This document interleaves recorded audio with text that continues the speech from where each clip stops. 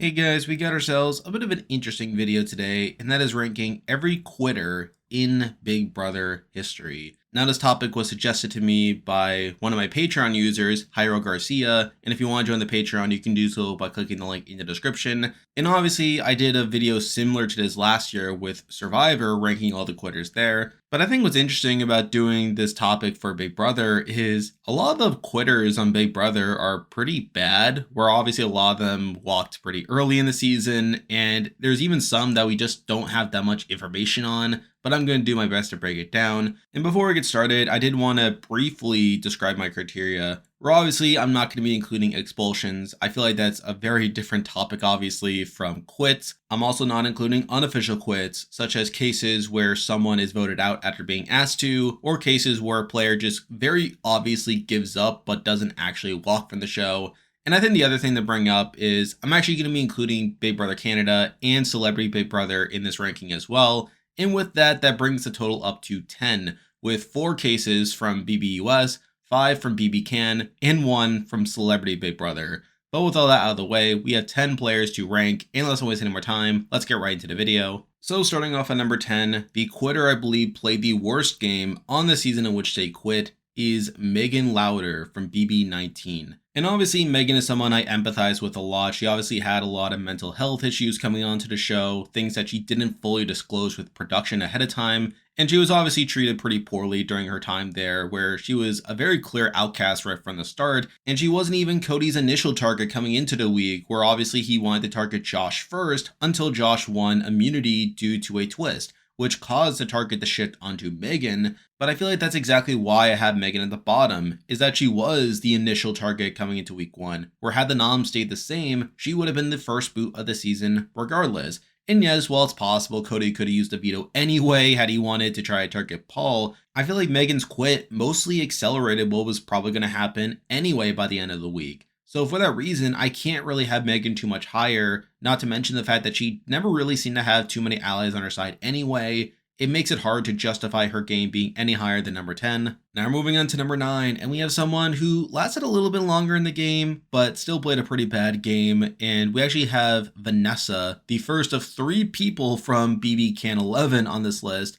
And I feel like Vanessa played a pretty bad game as well, where she was pretty much on the outs for almost her entire run. While she had some decent relationships along the way, she was never really able to gain much traction within the game. Where obviously in week 1, like she obviously loses John Michael, which isn't ideal for her game. Week 2, she's one of the people that tries to save Rob, even going so far as to vote to keep him, only for that to backfire. And then she even lies afterwards about her vote to keep Rob, which obviously puts her in hot water. And along the way, she ends up confronting people like Ty and Zach to where she becomes one of their targets moving forward had they won HOH.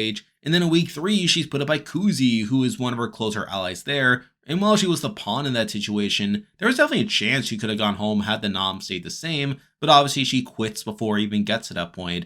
So in a lot of ways, I feel like her game is pretty actively bad. I feel like there are very few highlights to her game. But obviously the main reason she's above Megan, she at least makes it further than Megan to where she at least survives a couple rounds of gameplay. And to be fair, she actually makes it further than some other people we'll be talking about on this list. And she did have a couple of good relationships, but at the end of the day, I feel like she had no traction within the game, and plus I feel like she made some pretty actively bad plays at points that would have put her in danger moving forward, which is why I have her here at number 9. Now moving on to number 8, and we have someone kind of similar to Vanessa in that they made it a little bit further in the game, but didn't really have much going for them, and here we have Chris Kattan from Celebrity Big Brother 3. And I think what's really tough about Chris is he pretty much did nothing during the game. I mean, he was one of these people that was very much out of it for most of it. He's obviously put up in week 2, albeit as the pawn. And there really isn't much to say about Chris's game. He was kind of just there until he eventually just decides to walk because of the toll that the game was having on his mental health. So I definitely empathize with him in that regard. And I also feel like he was a bit more well liked in the house compared to Vanessa, where people did like Chris and they probably would have taken him deeper into the game had he not walked from the game. But at the end of the day, he did pretty much nothing, and there's really nothing good to praise about his game. There's nothing really active to say about his game either. And because of that, I do have him here at number 8. Now moving on to number 7, and we are going back to a first boot. And here we have Nico from BB Can 8. And Nico is someone who largely gets screwed over by a twist, where obviously he is put on the block right away due to this twist where Canada gets to vote on their favorite house guest. And obviously he was the one that got the least amount of votes, which obviously left him on the block right at the bat. And I feel like after that, he's kind of just seen as this easy target, where Suzanne, one of the other people on the block, is able to build an alliance around him to where he is outplayed. And had the week played out normally, he would have gone out. And obviously that is a major reason why Nico quits the game, where he knows he's about to be voted out. He sees the writing on the wall, and he figures there's no reason to wait until eviction night to be voted out. So to that end, I do feel bad for him. I feel bad for him being targeted to begin with. And I feel like with him being screwed over by a twist, that is a big reason why he's above people like Chris Kattan and Vanessa, even though those people made it further in the game than him. But at the end of the day, I still feel like there's not too much to praise about this game outside of that. And at the end of the day, he was technically outplayed by Suzanne, where obviously she was able to build an alliance around him to where he would have been voted out regardless. So because of that, I can't have him too much higher than number 7. Now moving on to number 6, and these next two were very hard to assess as we have almost no information about their games, considering how early they quit the game and considering how little info there is about them. But at number 6, I did decide to go with Jairo Garcia from BB9. And obviously Neil is one of the biggest mysteries in all of Big Brother, where obviously we don't know all the details about why he quit, where it's explained as a personal matter. But even beyond that, it's hard to really break down where he stood in the game either, considering this was BB9, which had the pairs twist, which obviously complicates things. Now, I will say that he obviously survives the initial round, the power couple round, which considering he was up against the likes of Jacob and Adam at that point, I don't think that really says much. But even beyond that, we get to the first HOH where he and Joshua were not the targets there, but even then, that's due to Jen and Parker being much bigger targets at that point.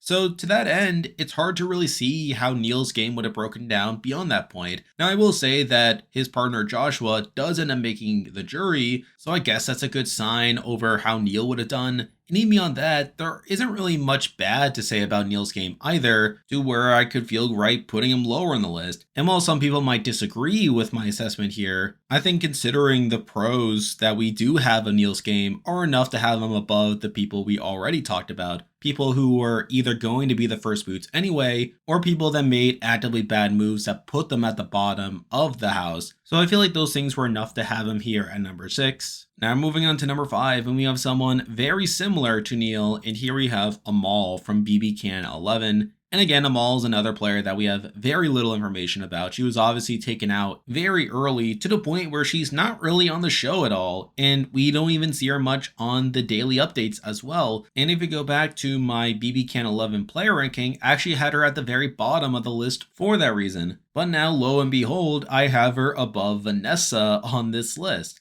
And I feel like a lot of that is because I feel like with the information we have after the show, it does seem like Amal had a bit more potential in the game, where we do know now that she had good relationships with people like Kuzi and Daniel C. And there's a good chance that had she stayed in the game, she probably could have been included in the alliances they were part of, such as Shady Munch and The Crown, to where she would have had a bit of longevity with her. Now, do we know this for sure? Not quite, but it's still enough to have her above Vanessa for me. And I feel like similar to Neil, I feel like she's another what if in Big Brother history. We don't really have much to really knock her game for beyond the fact that she was taken out very early. But at the same time, it feels kind of weird having her too high on the list. So I can't have her too much higher because of that. But I feel like with us having a bit more information about her game moving forward compared to Neil, it was enough to have her here at number 5. Now moving on to number 4, and these next two players are a different grouping than the one we just talked about, where these next two players had a lot of agency during their brief time on the show, but even with that, there are definitely issues to be had with how they managed that control. But at number 4, we do have the highest ranked player from BB Can 11, and here we have Zach. And obviously Zach is someone that had a lot of agency during the first 2 weeks of the season, where he created this guys alliance, and through that he had a lot of control during those weeks, where he's able to take out JM in week 1, followed by Rob in week 2. But even then, both those targets are pretty bad for him, where obviously JM is someone that wanted to work with Zach moving forward. And obviously, Rob is someone who was one of his own allies, someone that was still loyal to him at that point, and someone that would have been a good shield for Zach down the line. And yes, while Zach justifies this by feeling like Rob would have targeted him down the road, I feel like it was still made way too early. And I feel like by the way that he does it, he ends up dividing the house in a way to where coming to week 3, he's a pretty big target on the board. And while it gets kind of unlucky that Vanessa quits the game in the same week to where he probably could have gotten the votes onto her had she stayed, this obviously results in him being backdoored, and at that point, Zach is pretty much screwed, where obviously he tries the whole play of getting Hope ejected due to the whole letter situation, which completely backfires, and at that point, he pretty much gives up and decides to quit the game, even trying to get Ty to quit the game along with him, which obviously fails. So again, it's a very messy game where he makes a bevy of strategic errors, taking up people that would have worked with him down the road, and I feel like he puts the target squarely on his back, to where he eventually quits the game in a spot to where he would have been voted out had he not quit. Again, that's obviously pretty bad, but he still had a lot of agency during those first 2 weeks to where I have to have him at least this high on the list, as he is someone that had way more agency than a lot of the people we already talked about, which is enough to have him this high on the list. But again, he still made a bevy of strategic errors that leaves him here at number 4. Now moving on to number 3, and we have a player pretty similar to Zach in a lot of ways, but I feel like their game is slightly less flawed, and here we have Paloma, the first boot of BB24. And again, I feel like Paloma's another player that had a lot of agency during the first week, where she is very much behind the creation of the initial power structure that holds for the first couple weeks of the show, and I find that pretty impressive. And we even see that power structure carry over into the following week, where I feel like she would have had at least some control in the game moving forward had she stayed. Now admittedly, it probably would have crumbled at some point anyway, but I still feel like she would have been in it for a bit longer than a lot of the other players we already talked about. And while she's technically taken out sooner than Zach, I feel like she made fewer bad strategic moves compared to Zach, to where I feel like she handled her power a bit better than Zach, even though she made a number of erratic moves over the course of the week, which I think largely stemmed to her deteriorating mental health, which is obviously the main reason she ends up quitting by the end of the week. Now, obviously, the other major thing to point out with Paloma is that had the week played as normal, she probably would have been the first boot anyway. However, that would have stemmed from a twist, where obviously she was chosen for the backstage boss twist. We know that Brittany got the most votes from America, to where she would have been safe from that twist, and it would have been a challenge between Alyssa and Paloma, which Paloma probably would have lost considering she didn't seem to be that strong of a competitor. So to that end, I mean, she probably would have been the first boot anyway, but it's also a case where she got screwed over by a twist. So I think that also plays into why she's this high on the list, but at the end of the day, she is still someone that only was in the game for 1 week, and also she was someone who, even if she had stayed, I don't think she would have been able to hold on to the power structure for too long in the game, and she probably would have been taken out soon anyway, which is a big reason she's here at number 3. Now moving on to number 2, and this may be a controversial pick, as obviously this person was also taken out pretty early. However, I feel like this person would have had a lot of potential had they not had to leave the game. But at number 2, we do have Evil Dick from BB13. And I feel like Dick is someone who probably would have been in a good position had he not had to leave the game. Where obviously this was the half and half season, and he probably would have integrated within the returnee alliance along with his daughter Danny and the other pairs there, and he probably would have been in a good spot for a while. I could have also seen him building some relationships with the newbies. Now, I know that this is somewhat contested, as obviously Dick is someone that probably isn't the greatest Big Brother player in the world, and I know there are some people who claim that he would have been an early boot regardless, but I think he probably would have been part of that alliance for a while, and while that alliance eventually would have crumbled, he probably would have been taken out as a result. I still feel like he would have definitely made a much deeper run than what actually ended up happening, and I think the other thing to point out is the nature behind his quit, where obviously he had to leave the game after testing positive for HIV, which is obviously an understandable reason for leaving the game. But I still feel like Dick is someone who had a lot more potential in the game moving forward compared to a lot of the other quitters, and I feel like that potential is what leaves him this high on the list. But at the end of the day, he is still someone that did not survive a single round of gameplay, and while I feel like he would have had a lot of potential moving forward, I feel like a lot of that potential is speculative, and there could have been a chance where he could have been taken out anyway, whereas the number 1 person actually had a bit of longevity to their game. So for that reason, I did have to leave Dick here at number 2. And now at number 1, the quitter I believe played the best game in Big Brother history is Ramsay from BB Can 4.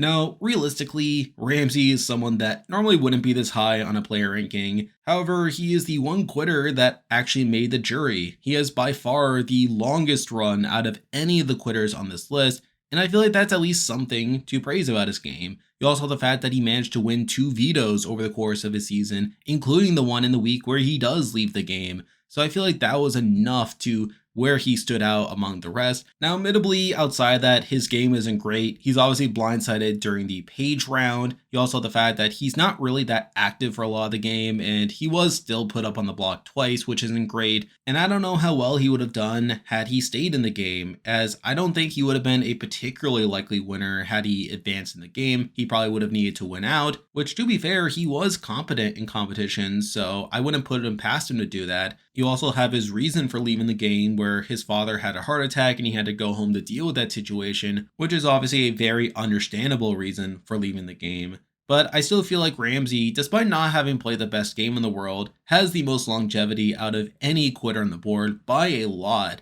And I still feel like he had some potential within the game, even though he wasn't playing a particularly dominant game. He still stands out as being the most successful of the quitters, having made it the deepest in the game before having to leave. And for me, that made him easily the best quitter in Big Brother, which is why he's here at number 1. And there we go, that will do it for this week's video. If you like this content, be sure to like and subscribe, really helps with the channel. Now I'll be back again next week with more videos like this, so you can look forward to that. I'm on Patreon now, so if you want to consider supporting the channel or making video suggestions like this one, you can do so by clicking the link in the description, and you can also join the Discord server by also clicking the link in the description. There's a lot of stuff coming your way, but for now, that is the video. See ya.